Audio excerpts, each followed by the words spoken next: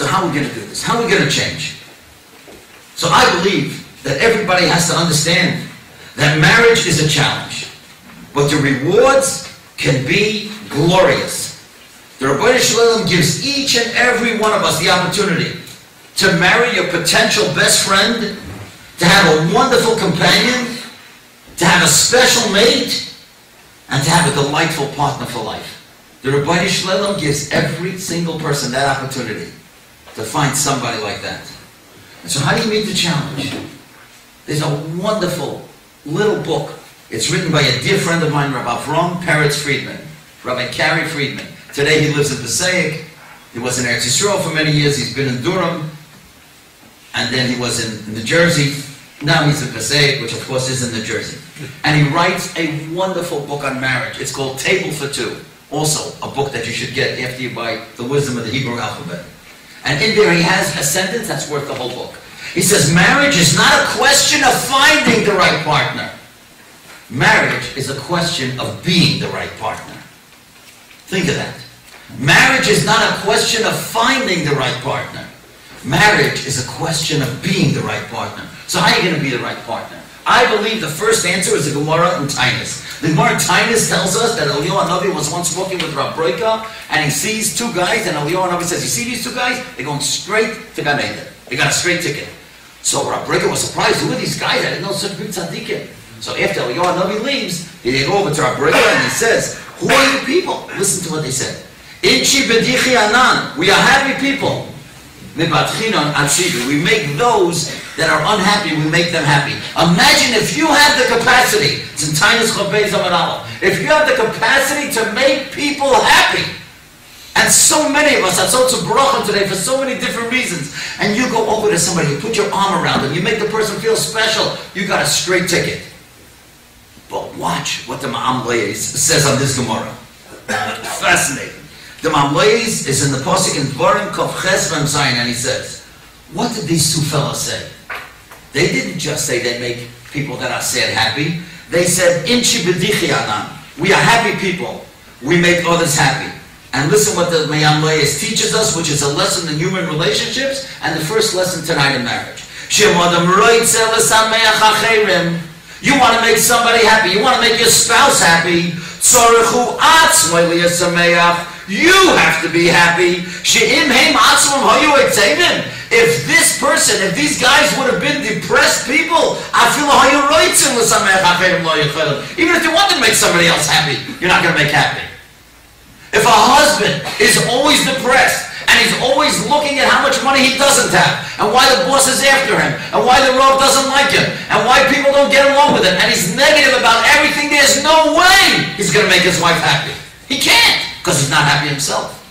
And if a wife is always comparing her children to everybody else, and is comparing her husband to everybody else, and is complaining that she doesn't have enough clothes, and she doesn't have enough food, and she doesn't have enough vacations, and she's negative about everything, she'll never make anybody happy.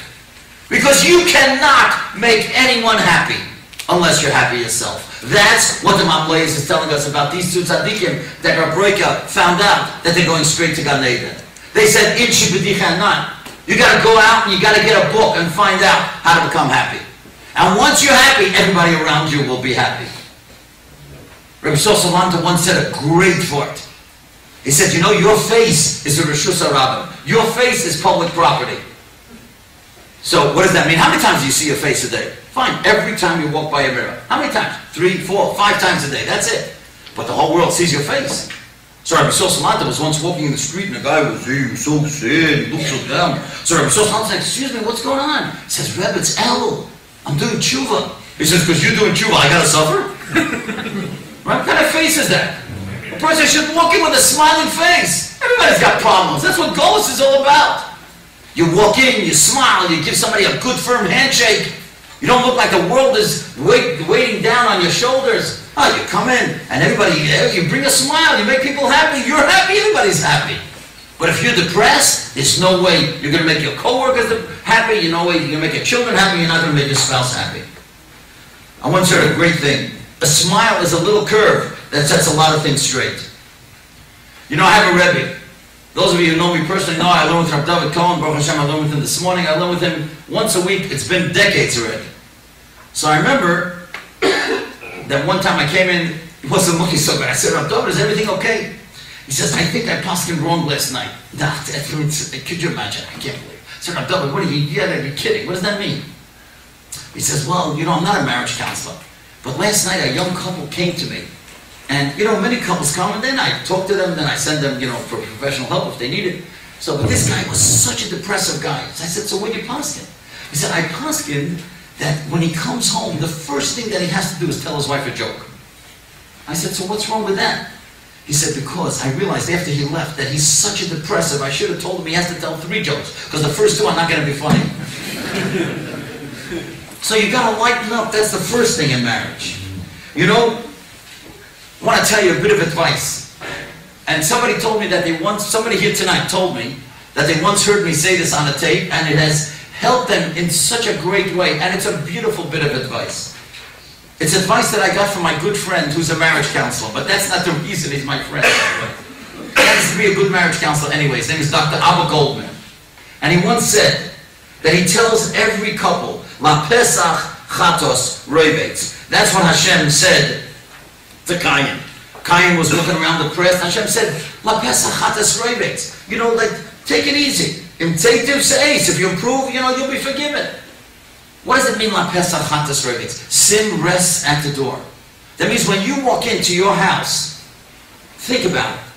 Think about it. Your wife can't look like she's going out on a date tonight. She doesn't go out every night. Your kids can't possibly look like Shabbos did. And the house is going to be a little bit of a churban. That's normal. So La Pesach, when you get into the house, say something positive. I heard a great share today. I made a great business deal today.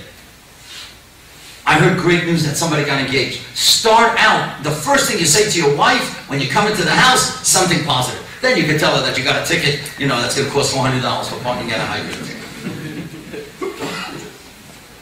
The same thing with a wife.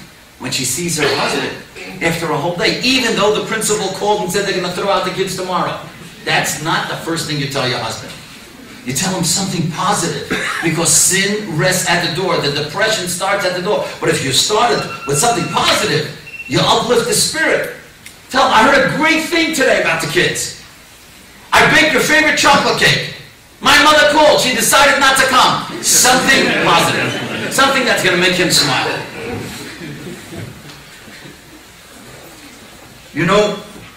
There are many people, and all of us are really included, I'm sure, that when we were Chassan and Kala, we thought we were so alike that never, ever has there been a Chassan and Kala created like us. Now, as a public person, so many times, people will call me or whatever, so you cannot believe what certain Chassanim and what certain Kalas have told me. One Chassan said to me, could you believe how alike we are? We both want to live forever in Eretz Yisrael. One Kala said, could you believe? When I came home from seminary, I didn't go straight to America. I went to Switzerland. I love the mountains. And I found out when this guy came home from Mir, where do you think he went? He went to Switzerland. Could you believe it?